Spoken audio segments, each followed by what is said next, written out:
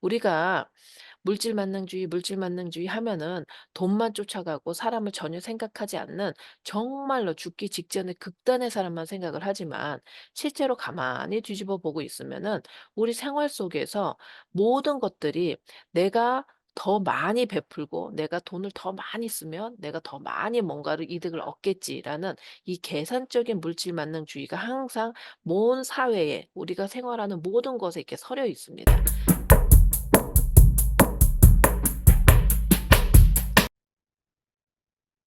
예, 안녕하십니까.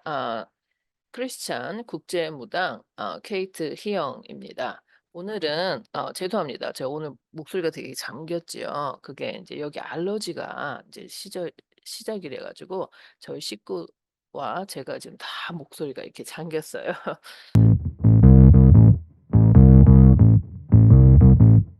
네. 오늘은 여러분들한테 제가 그동안 물질 만능주의 이렇게 얘기를 했는데 과연 물질 만능주의가 뭐냐? 그러면 물질 만능주의는 우리 다 알지. 그런데 그거를 실전 생활에서 물질 만능주의로 생각하는 것과 물질 만능주의가 아닌 걸로 생각하는 거를 대한 거를 예시를 조금 보여 드리겠습니다.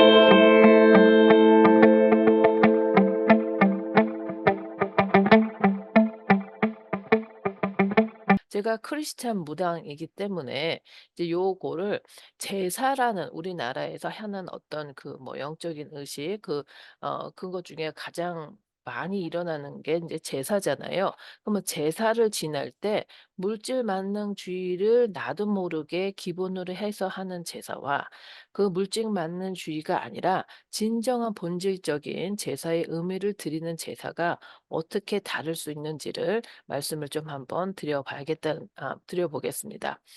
첫 번째는 자 오늘 제사를 지내셔. 누구를 지내?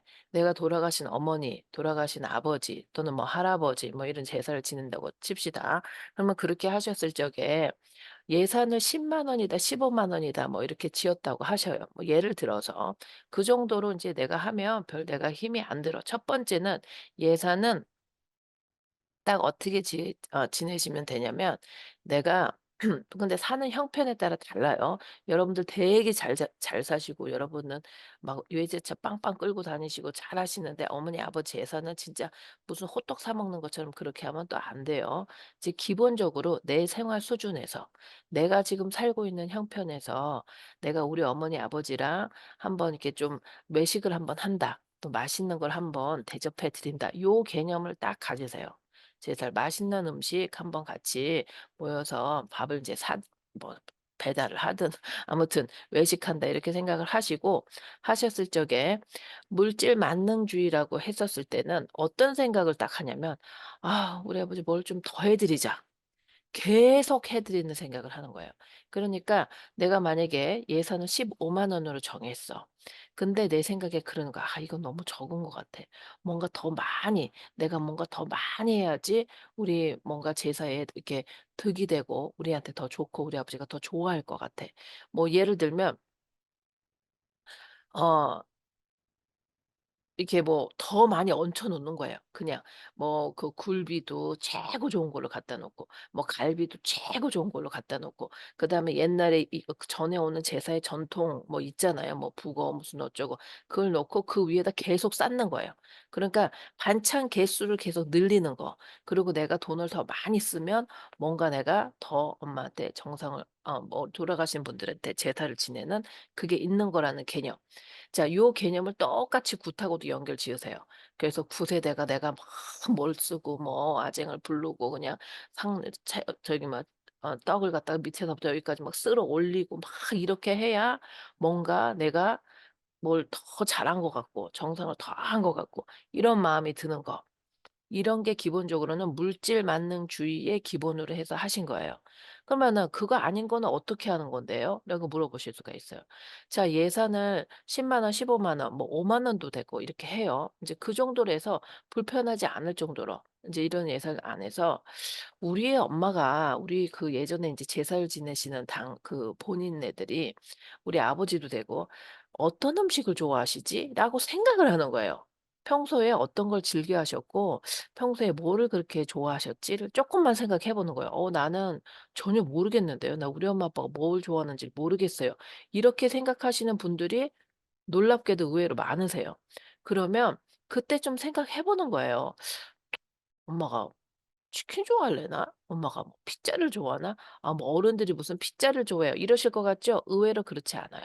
의외로 어르신들이 그런 걸 좋아하는데 돈이 없어서 '아유 내가 뭘 피자를 먹겠냐.' 하고 안 먹고 안 하신 분들이 의외로 많으십니다, 의외로. 사실 그걸 더 좋아하시는데.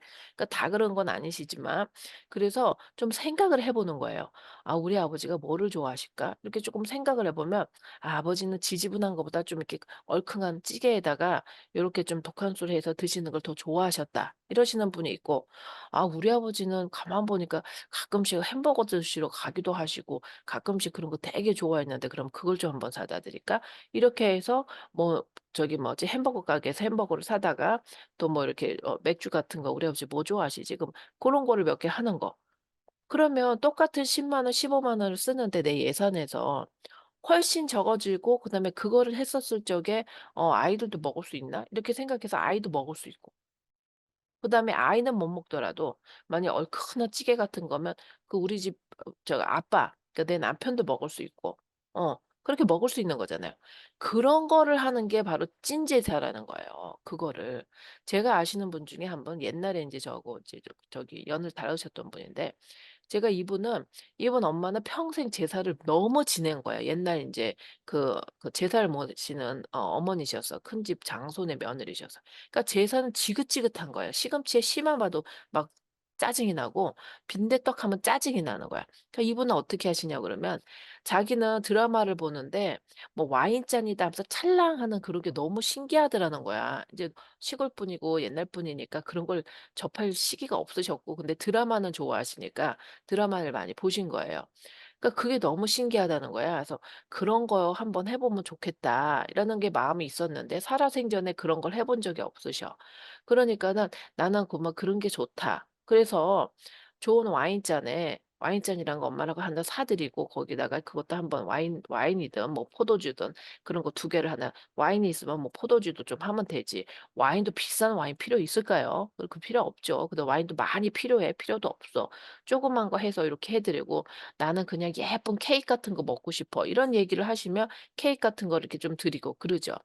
그러면은 충분히 된다는 거예요. 아 그런데 이런 건 있겠죠. "선생님 그거는 선생님이니까 무당 선생님이니까 느껴지시니까 그러시겠지요."